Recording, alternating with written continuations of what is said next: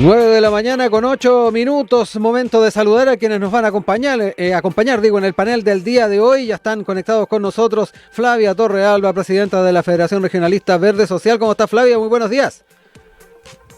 Hola, muy buenos días. ¿Cómo estás, Rodrigo? Muy bien, Flavia, gracias por estar acá con nosotros, y también saludamos a Jorge Acosta, director del Programa de Salud y Bioética del Instituto Res Pública, que también conecta con nosotros esta mañana. ¿Cómo está, Jorge? Hola Rodrigo, muy buenos días. Saludos a Flavia también y a todos nuestros Hola, auditores de Radio Jorge. Sach. Bueno, ya hecha la presentación, estamos ya listos también para empezar a dialogar y, como es tradicional, plantearles también este tema del día, que invitamos a nuestra audiencia a poder reflexionar en torno a él. Y nos quedamos con esta declaración del Senado por los 50 años del golpe de Estado, una sesión que se vivió el día de ayer, ya lo decíamos, con un minuto de silencio de por medio, con esta declaración a nombre de la mesa, y que tuvo, ya lo decíamos, adhesión de todas las bancadas parlamentarias y representada además por los distintos comités. Y ahí donde tuvimos varias señales que se dieron, se hizo énfasis en el respeto a los valores democráticos, a los derechos humanos, y además hubo lo que se planteó como una reflexión serena, franca y diversa. Y ahí está también lo que estamos planteando. Se señaló durante esta declaración, que estuvo en voz del presidente del Senado, Juan Antonio Coloma, el poder tener también el Senado este rol de irresponsabilidad insustituible, cargar el pasado con madurez y mirar el futuro con responsabilidad. Eso es lo que dicen, es lo que les corresponde. Nada podemos hacer para cambiar lo que sucedió hace 50 años atrás, pero podemos hacerlo todo para configurar los 50 años que vienen. Quiero también dejarles la posibilidad para poder comentar también esta ceremonia que se vivió en el Senado. Flavia, yo no sé con qué sensación te quedas respecto a lo que se planteó en la Cámara Alta, y que en definitiva se está también haciendo una proyección de lo que son estos 50 años, pero se señalaba también haciendo mención a lo que es el respeto de los valores democráticos y los derechos humanos. No sé con qué impresión te quedaste tú. Bueno, siempre es importante que un cuerpo colegiado que representa, digamos, a los territorios se pronuncie de manera tan unánime en torno a al menos el futuro. Uh-huh. Es cierto que no lograron configurar Sí. una posición común en torno a lo que pasó, y una crítica derecha, como corresponde a un órgano que precisamente tiene sentido y razón por el hecho de estar en un sistema democrático. Por lo tanto, estos órganos tienen el deber de poner un punto nítido acerca de los quiebres democráticos. Y lo que sí me faltó también es alguna palabrita en relación a las posiciones que los cuerpos colegiados de un sistema democrático liberal tienen que tener en relación a la injerencia extranjera. Nosotros hemos visto con pavor, digamos, cómo Estados Unidos fue muy activo, si bien no en generar los hechos en sí mismos, naturalmente, pero sí en configurar un estado, un clima a través de herramientas locales para afectar el clima interno de un país, y creo que también es necesario reaccionar a eso. Ahí me faltó un parrafito del Senado donde señalara que también la soberanía del pueblo de Chile implica no permitir injerencia extranjera en asuntos internos de la nación. Y bueno, pero siempre se valora naturalmente la actitud de colaboración. Me hubiera gustado verles también ahí al presidente del Senado en el acto al que convocó el presidente de la República, pero bueno, están las cosas así, ya avanzaremos en este largo camino de la justicia y la no repetición. Jorge, en tu caso, ¿con qué impresión te quedaste de lo que fue esta conmemoración hecha en el Senado? Que tuvo un tenor bastante distinto a lo que se observó en la Cámara de Diputados en todo caso. Bueno, a mí me parece que claramente esta declaración de la mesa de la Cámara Alta, que además fue apoyada por todas las bancadas en el Senado, grafica de manera súper clara, diría yo, el fracaso del gobierno en alcanzar una conmemoración que permitiera la unidad de los chilenos en la diversidad, en las diferencias de opinión y no azuzara más los dolores, las dificultades y sobre todo las odiosidades que obviamente van a estar siempre en torno a un quiebre democrático como el que vivimos hace 50 años. A mí me parecieron muy adecuadas las palabras porque fíjate lo que dice, nunca podemos tratarnos como Ujú. enemigos. Nunca la violencia es alternativa a la solución racional de los acuerdos. Nunca la dignidad del ser humano puede subordinarse a ningún objetivo político. Y además reconociendo que es muy difícil que pueda haber una opinión común, una versión única, es imposible pretender que tengamos una visión común de la historia, las causas del quiebre, el proceso que lo antecedió, las opciones de entonces y los años que sucedieron al colapso. O sea, es muy irracional, es una evaluación muy madura, que muestra también la importancia del Senado, creo yo, cuando habían algunos que querían eliminarlo, esta, digamos, reflexión que hace el Senado, yo creo que va muy en la lógica de lo que deberían ser los mínimos comunes. Sí, estamos todos de acuerdo en que un mínimo común tiene que ser el respeto irrestricto a los derechos humanos de todos y cada una de las personas, eso sin duda que es esencial. Pero pucha que es bueno también que el Senado diga que hay que estar de acuerdo en condenar a la violencia como un método de acción política, que es necesaria tener mayorías para hacer transformaciones y que una minoría no puede imponerle a otra mayoría su posición, porque no olvidemos que frases como las del presidente Allende cuando él decía al inicio de su mandato que no era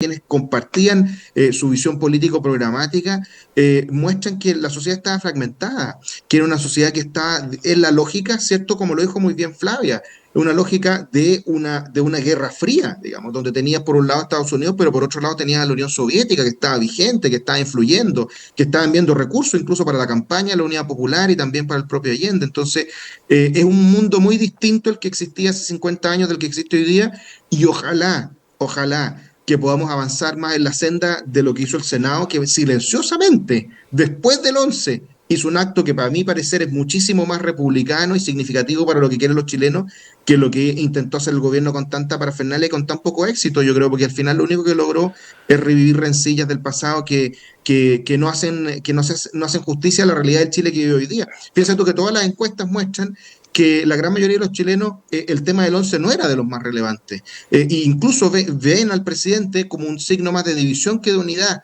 Y para los enormes problemas que tenemos hacia el futuro, es bueno que lo veamos quizás con unos ojos más republicanos, como lo hizo el Senado, que como algunos quieren imponer con una visión más de división. Invitamos entonces a todas y todos a que también, como lo hizo Flavia, como lo hizo Jorge, podamos entrar también en esta temática a propósito de la declaración del Senado. Nos vamos a quedar en lo que tiene que ver con el golpe de Estado, la conmemoración, pero particularmente con las señales que se están dando respecto a los casos de violaciones a los derechos humanos. Y esto a propósito de lo que fue esta carta firmada por 27 oficiales condenados en Punta Peuco, que fue enviada al diputado Gonzalo de la Carrera, y donde efectivamente estos condenados se piden conmiseración para los subalternos de ellos que cumplieron órdenes hace 50 años en el marco del golpe de Estado. Reconocemos que muchas de nuestras acciones produjeron violaciones a los derechos humanos. Ello fue reflejo de una formación que daba más importancia a la obediencia que al respeto por el que se consideraba adversario. Es parte de lo que señala esta carta.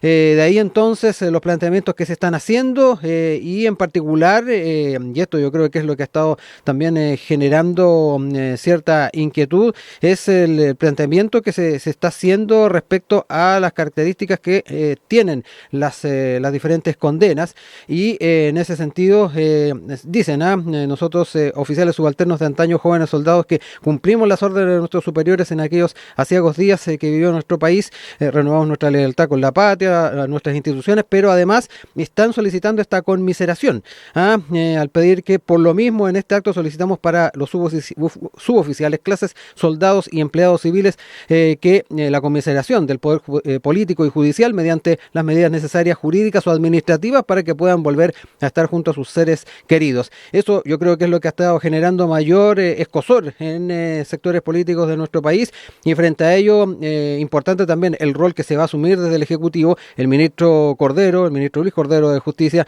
ha dicho que es evidente que hay información, sería conveniente que la puedan entregar, pero respecto a los planteamientos, muy en la línea de la conmiseración que han planteado, el gobierno entonces ha estado descartando la idea y aseguró que no presentará ninguna legislación sobre este tema. Quiero entrar ya en este ámbito, Flavia, no sé cómo lo observas también, lo que se dio a conocer en esta carta y particularmente las implicancias que tiene. A muchos le ha llamado la atención en la petición que se hace, pero por ahí el tema del reconocimiento, el plantear a su vez también el hecho de que se hizo daño a las víctimas, por un lado tal vez muchos echarán de menos algún tipo de pedir disculpas, pedir perdón, no sé cómo lo ves tú. Es bien difícil hablar de este tema sin faltarle el respeto a los familiares de las víctimas. Sí. A mí me cuesta mucho enfocarme, digamos, en el tema de Punta Peuco, porque ahí hay gente que cometió actos atroces contra humanos, digamos, y personas de manera muy salvaje. Por lo tanto, me cuesta un poco, Rodrigo, para ser honesta, separar lo que me provoca en lo personal, los testimonios, de lo que tiene que ser el análisis de una dirigente política. Voy a tratar de situarme en este plano, digamos, porque desde lo personal, naturalmente, uno no puede tratar de que se superen estos traumas sin que se hayan sanado, y la sanación no es por decreto, como dijo el presidente de la República el 11 de septiembre, superar los episodios, digamos. Estos son episodios de sangre, de mucha violencia, y de una violencia moral muy, muy grave, digamos, porque estaban hechos, digamos, estos actos justamente para debilitar la voluntad y para mandar mensajes a los adversarios políticos del dictador que se había instalado con sus cómplices pasivos a tomar el control del Estado. Por lo tanto, desde el punto de vista personal es difícil enfocar, no me parece en confianza hablando, pero desde el punto de vista de una dirigente política que tiene la responsabilidad de llegar a un punto de solución, de un cierre a este tema de las violaciones sistemáticas y el terrorismo de Estado, tengo que decir que es necesario reconocer que hay una jerarquía en estos episodios, digamos. Efectivamente, en estos organismos jerarquizados hay una responsabilidad mayor de quienes ordenan, y hay unas atenuantes, a lo menos, de quienes tienen que obedecer por circunstancias, por situación y por posición. Dicho eso, es necesario también recordar que esta gente fue condenada por un poder judicial que reaccionó con mucha fuerza después de un periodo oscuro en el que las cortes habían sido bastante flexibles con la dictadura militar y sus secuaces. Por lo tanto, todo lo que el Poder Judicial, la Corte Suprema, no hizo durante la dictadura militar, una vez instalado de vuelta el sistema democrático, trató de hacerlo con mucha fuerza este mismo poder en este nuevo orden. Por lo tanto, ahí hay una consideración que hacer también, la jerarquización de estos organismos, la actuación reforzada de las Cortes, de vuelta a la democracia, un poco para limpiar también imagen de lo que había sido en la dictadura militar, pero creo que hay un elemento que es el factor que debe ordenar las decisiones que tenga la moneda, que es la capacidad, la posibilidad y la voluntad de colaborar con aclarar los crímenes y las desapariciones. Porque aquí en esta carta se pide conmiseración, efectivamente, hacen alusión a estos elementos que estoy señalando, pero no hay una manifestación de arrepentimiento y tampoco hay un ánimo o un anuncio del ánimo de colaborar. Entonces, nosotros tenemos miles de personas que todavía no son encontradas.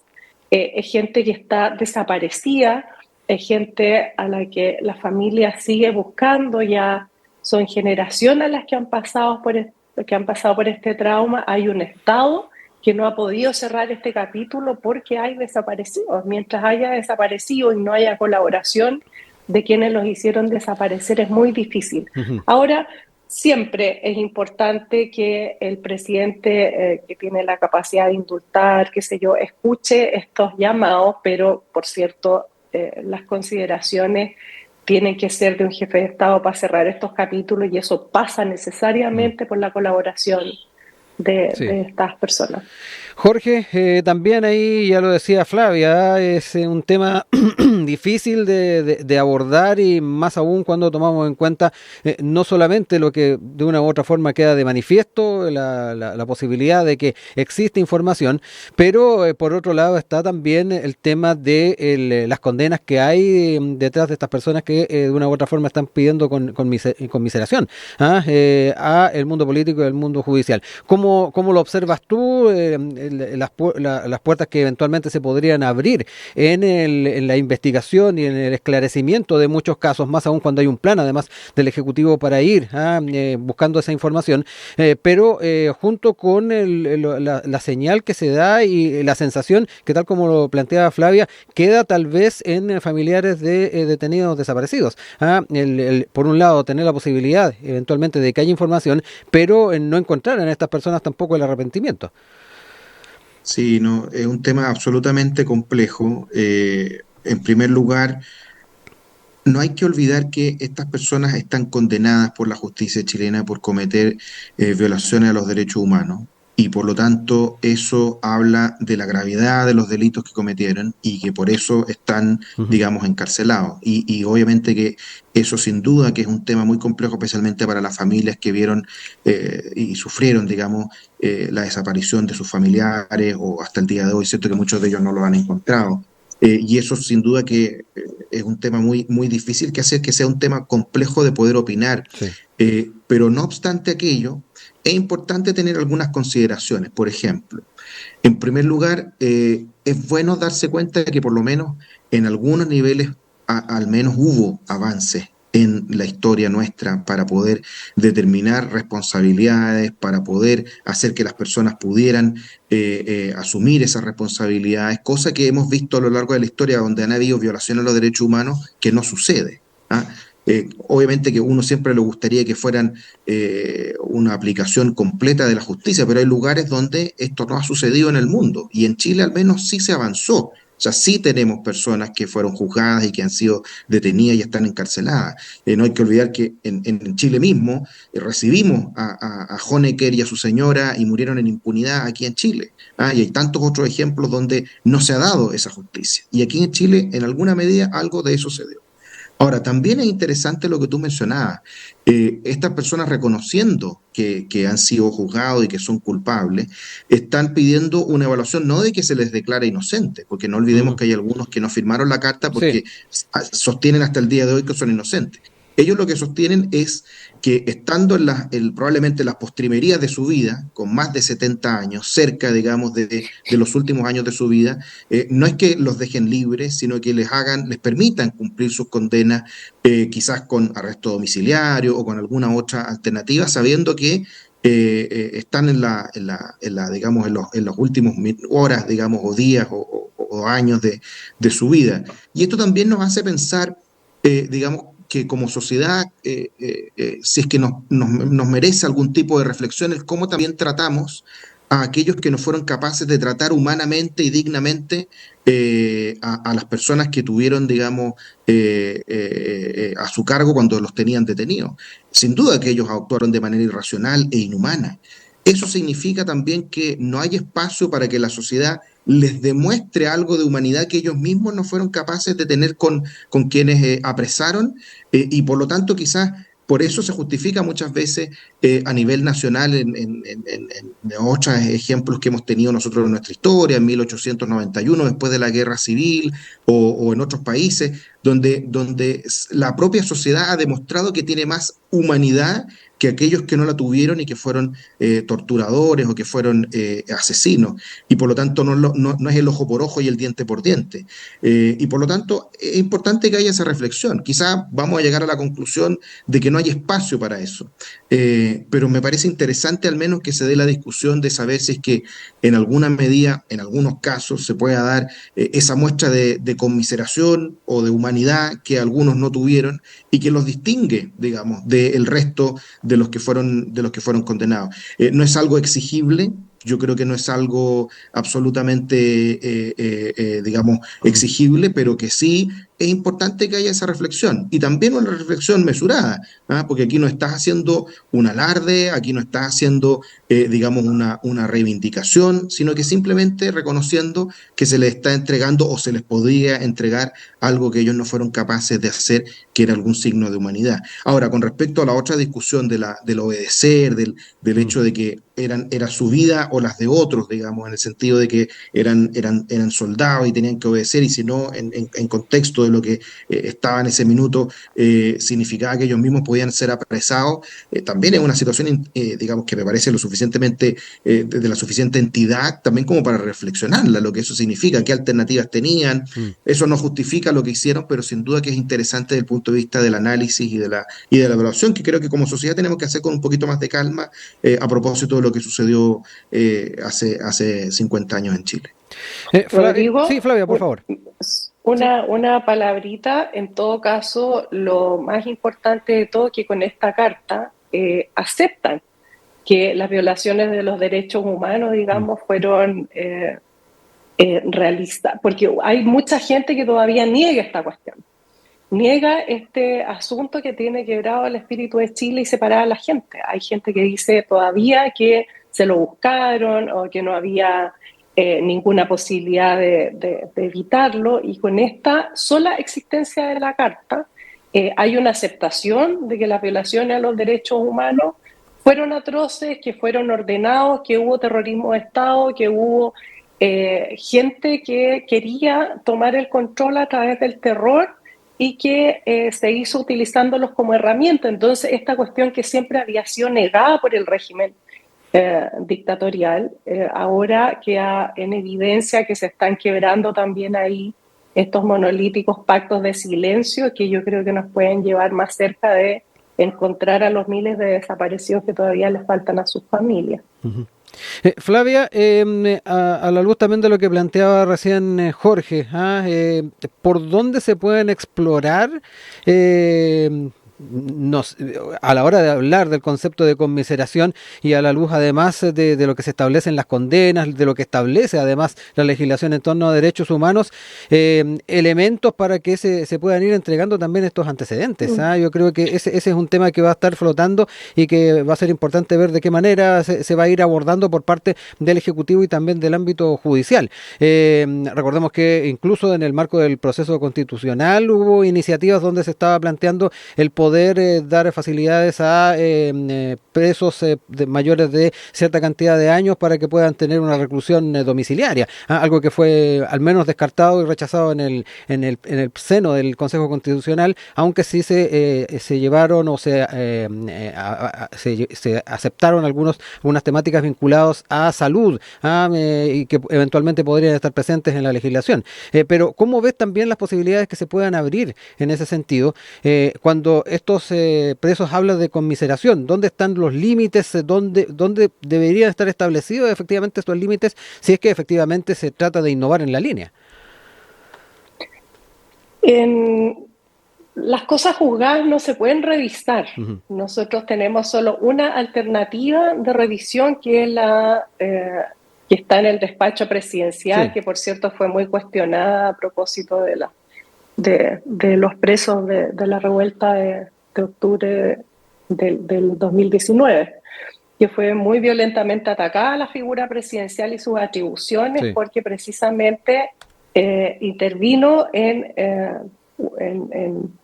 el sistema judicial, digamos, porque es como el último escalón a través de entregar esta conmiseración que ahora los de Punta Peuco están pidiendo para sí mismos. Entonces, es difícil encontrar un camino. Yo, por lo menos como dirigente política de un partido oficialista, voy a apoyar al presidente de la República en lo que él decida. Y si es que decide revisar o conmutar o realizar alguna acción, digamos, que permita a este país encontrar a los muertos que nos faltan, naturalmente que voy a estar de parte siempre del presidente.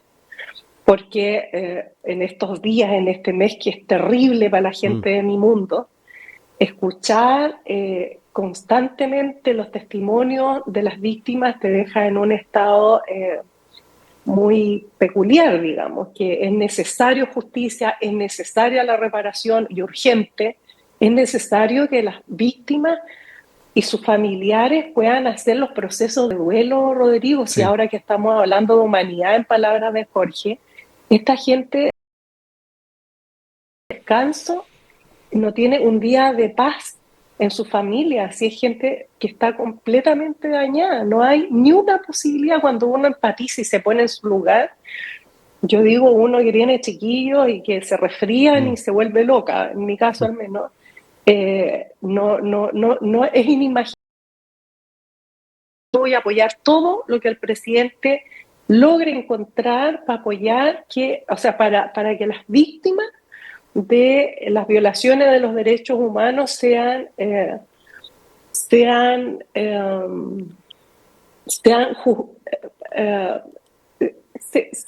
que no encuentro la palabra, pero es que se les entregue justicia.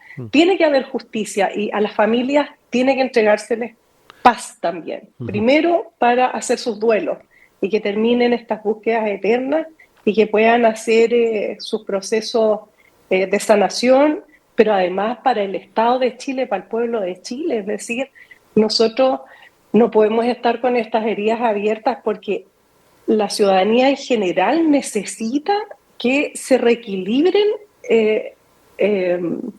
los... Mira, cuando hay crímenes atroces y la gente sale a las calles a exigir justicia o reimpulsar ¿cómo se llama? La condena a muerte de la gente que está siendo acusada, uno lo entiende a veces como que la sociedad necesita reequilibrar entre el daño causado por el agresor y el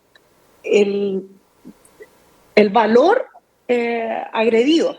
Y ahora estamos igual. Nosotros podemos recomponer si es que el valor agredido, el respeto irrestricto por los derechos humanos, no es compensado por la justicia, la reparación y la garantía de no repetición. Y cualquier camino que el presidente encuentre, nosotros lo vamos a apoyar. Creo que en este pedido de conmiseración debería haber además un compromiso de colaborar. Si eso lleva a que estas familias encuentren paz, nosotros vamos a estar de ese lado. Si es que eso no lleva y si es solo apelar a la humanidad que nosotros debiéramos tener y que ellos no quisieron tener, bueno, ese es otro cuento, digamos, ahí no hay demasiado camino. Sí, Jorge, también en esa misma línea, ya apuntando un poco a los caminos que eventualmente se podrían tomar por parte del poder político y judicial.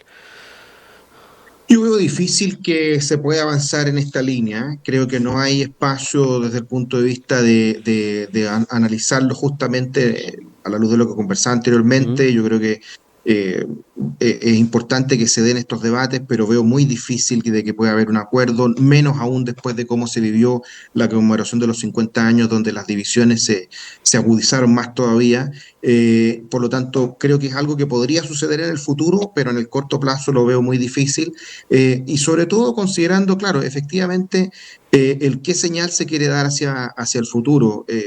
Yo creo que es importante reconocer que un avance que hemos tenido, ¿cierto?, ha sido, digamos, el condenar la violación a los derechos humanos, pero también es importante que haya una condena a la violencia como método de acción política, al que los gobiernos se salgan de la Constitución y las leyes, y espero que en el futuro eso también se sume a que digamos, podamos tener una actitud distinta que la que tuvimos ahora a propósito de los 50 años como sociedad y más parecida a lo que conversábamos al principio, el tema del Senado, y al mismo tiempo eso quizás en el futuro permita tomar acciones que son difíciles de exigir, pero que si se dieran serían una muestra también digamos, de un avance que no fue capaz de tener la sociedad antes en la reconciliación, que es tan importante. ¿Ah? La reconciliación se tiene que dar desde reconocer las diferencias, desde reconocer los delitos, evidentemente, pero también de reconocer que hay espacios para mostrar, digamos, un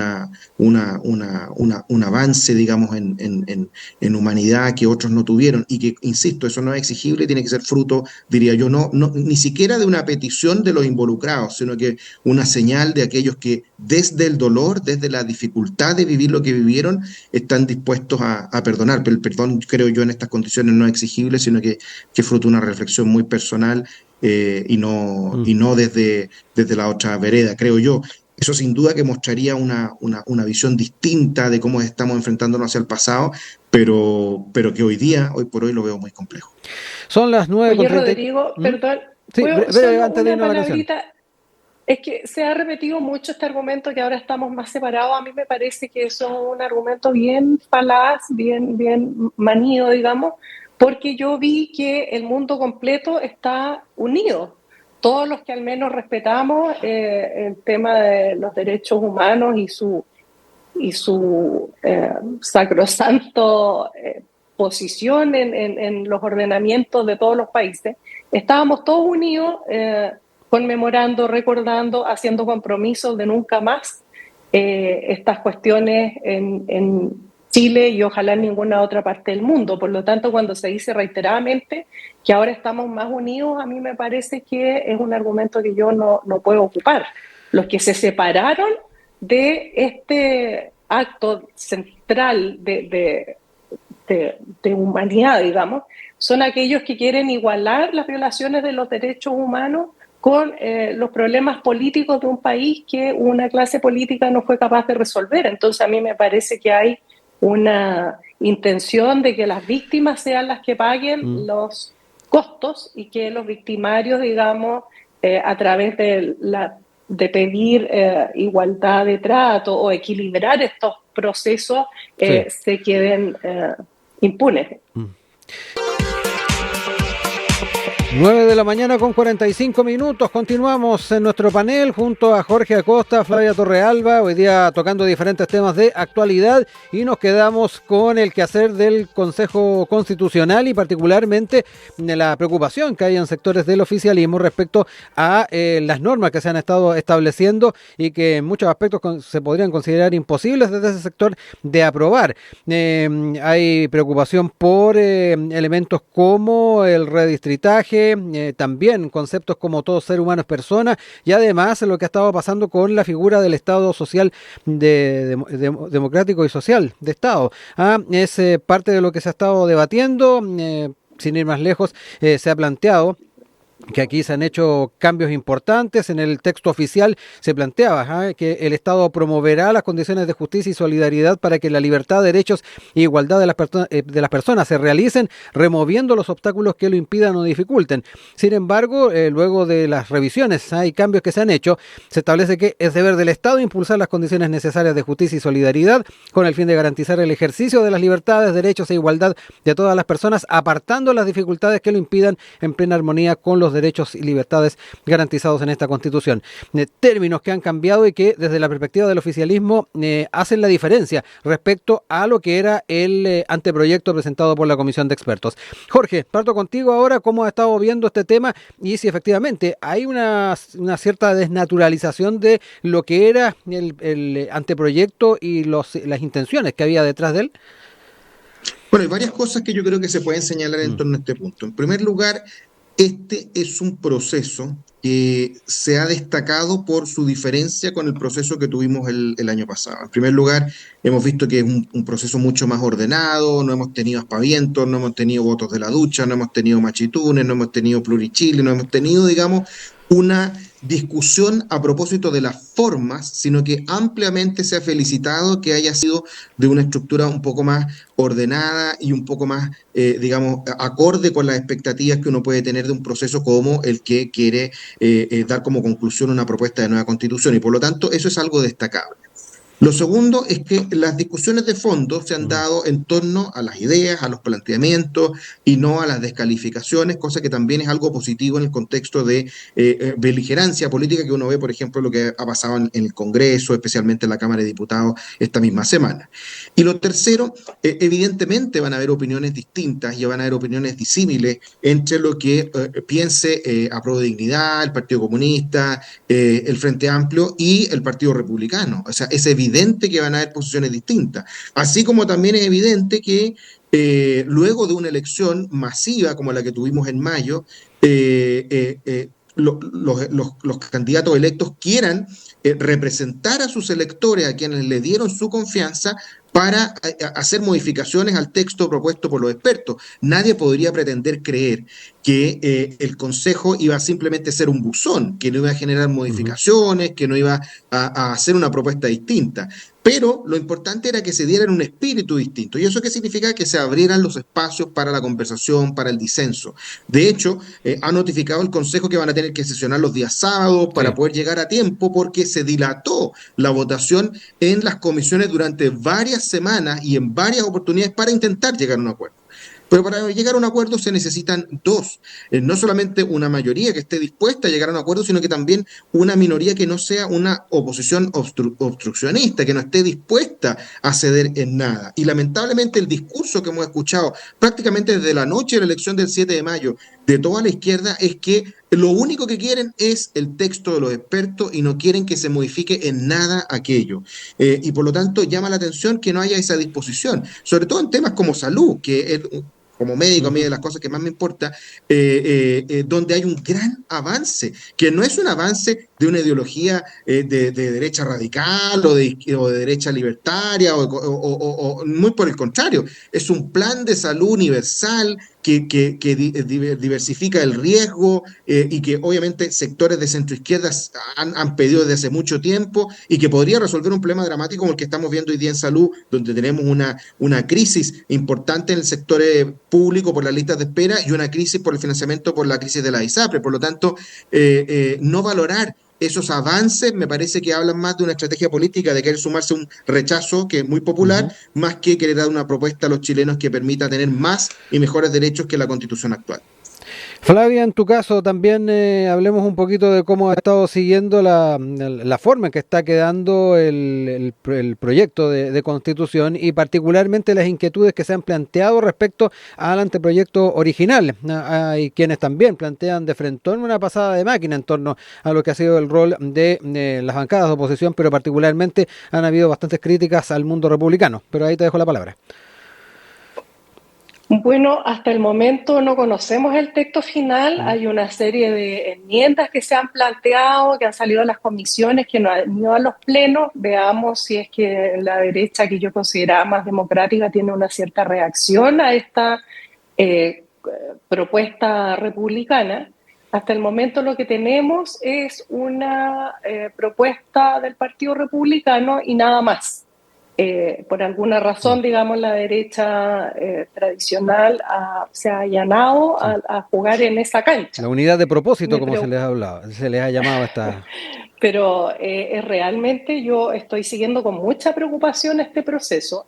A mí, la verdad, nunca me preocuparon demasiado estas cosas que le llamaban tanto la atención a la derecha, que a mí me parece mucho más escandaloso que la tía Pikachu una reforma, por ejemplo, del redistritaje del sistema de representantes. Eso me parece harto más escandaloso y más que votar en la ducha, me parece mucho más peligroso y mucho más obsceno la forma en la que se está proponiendo el achicar este Estado nuestro hasta un nivel en el que ya no va a ser funcional y vamos a romper un Estado que ha ido avanzando hacia la protección de los derechos a involucionar a un nivel de protoestado, donde cada uno prácticamente se las va a tener que rascar con sus propias uñas y no solo esta constitución republicana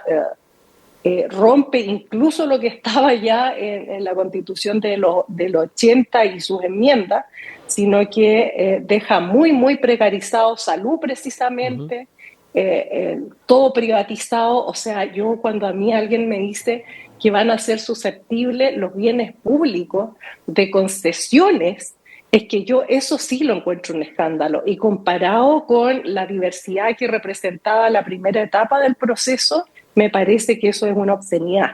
Entonces, las formas tienen que condecirse con los fondos. La estética siempre tiene que subyacer en la ética.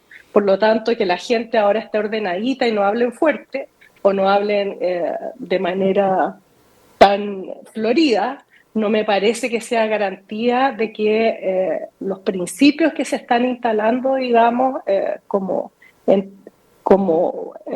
entendidos por todos, aceptados por todos, sean en general defendibles. Yo estoy muy alarmada por este proceso.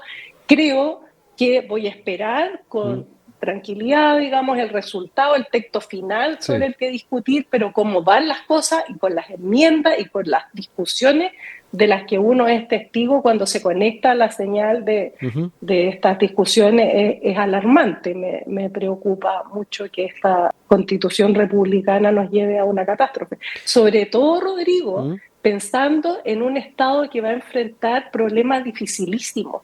Nosotros tenemos que enfrentar los efectos de la crisis climática, donde el Estado va a tener que crecer para poder allegar beneficio o seguridad a la población.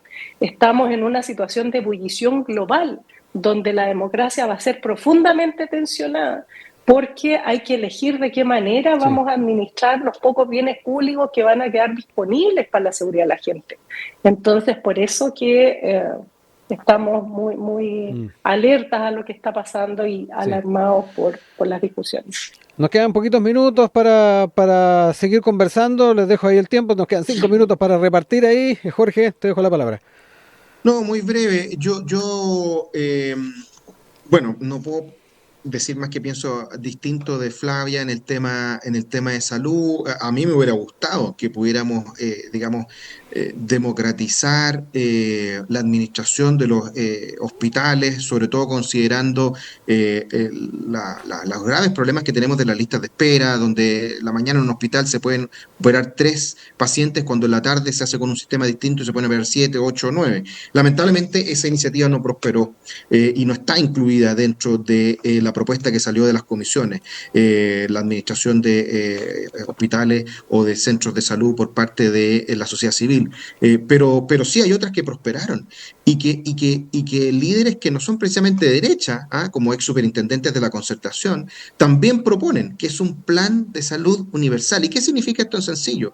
Terminar con la discriminación por edad, terminar con la discriminación por enfermedad, terminar con la discriminación por sexo que se produce hoy día en las ISAPRES y terminar con la discriminación económica también que permite, cierto, que algunos pacientes no puedan cambiarse a ISAPRES o que no puedan acceder a un plan distinto o incluso que estén obligados a tener que estar en FONASA porque no tienen un plan que les pueda ofrecer un sistema distinto. Con el plan de salud universal eso se termina y le entrega mayor poder a los ciudadanos para poder elegir sus planes, para poder cambiarse y para poder tener una salud que esté acorde con las expectativas, porque ¿qué quieren los chilenos? Los chilenos lo que quieren es que se resuelvan sus problemas, no quieren que se los resuelva tal o cual prestador. A ellos les da lo mismo, la gran mayoría, el 89%, según todas las encuestas de los chilenos, quieren que sus problemas de salud se resuelvan. Da lo mismo si es en el sistema privado o en el sistema público, uno que llegue a tiempo, porque cuando no llega, como le pasó a 10.000 chilenos en los primeros 4 meses de este año, que fallecieron antes de que el Estado le respondiera y le resolviera su problema de salud que se comprometió a hacer. Claro, podemos llenar de muchas palabras bonitas en la Constitución, pero siguen falleciendo chilenos en lista de espera y eso es indigno. Es un maltrato del Estado a los chilenos que están en FONASA y que no resuelven su problema. En el GES tenemos 62.000 personas que están con garantías incumplidas, 14.000 de ellos, pacientes con cáncer, con garantías incumplidas. Entonces es muy fácil llenarse la boca hablando de que el Estado hace las cosas maravillosas cuando en realidad los que pagan el pato son los 16 millones de chilenos que están en FONASA. Hay que ver las alternativas sin ideología que permitan resolver los problemas de salud de los chilenos, y a mí me parece que lo que se hace en salud, por lo menos en la propuesta del Consejo Constitucional, sería un avance extraordinario para resolver los problemas de las personas. Flavia, para cerrar el programa de hoy.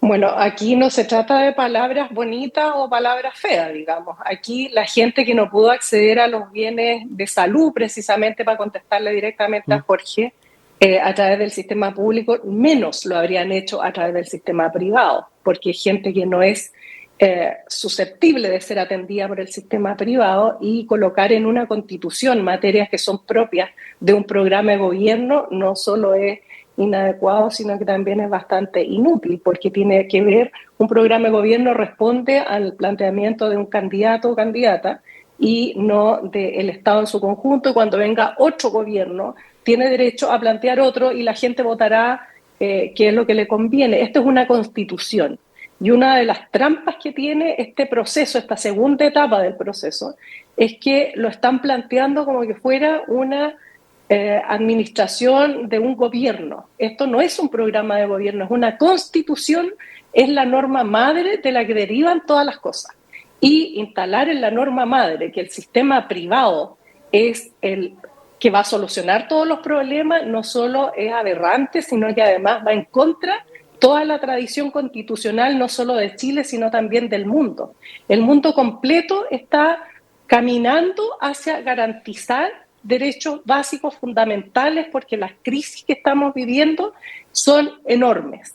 Pero Chile, o los republicanos, digamos, están exactamente en la dirección contraria. Nos están llevando hacia un protoestado donde yo, si quiero, pago impuestos. Yo tendría, a mí esta discusión, por ejemplo, del pago de impuestos o la reducción de impuestos, realmente es una locura completa. Es como la gente dice, ¿por qué tengo que pagar impuestos? Yo no quiero pagar nada. Entonces se tendría que construir sus calles, sus cárceles, sus elementos comunes, digamos, que dan orden a una sociedad en su conjunto.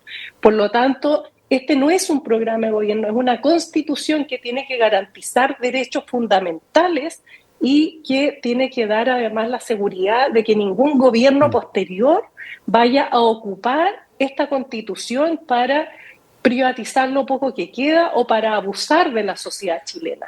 La ciudadanía no puede, sobre todo la que tiene menos recursos disponibles, por cierto, que se acepta que la lógica mixta en todos los planos tiene que estar presente, en la educación, en la salud, en todas las prestaciones que pueda haber, pero sin duda tiene que haber garantías para la gente que no está en condiciones de por sí misma ir a ocupar esos servicios, porque los salarios son bajos, porque no tienen derechos laborales, porque un montón de factores. Entonces, no, me parece que toda esta discusión se está planteando de manera muy tramposa, y creo que tenemos que sincerar los temas de los que estamos hablando. Jorge Acosta y Flavia Torrealba, no me queda más que agradecerles que hayan estado con nosotros esta mañana, haber tocado estos temas, y ya nos estaremos encontrando nuevamente en futuros paneles. Un abrazo a ambos. Que estén muy bien, chao, chao. Adiós. Chao, chao. Que estén muy bien. 10 de la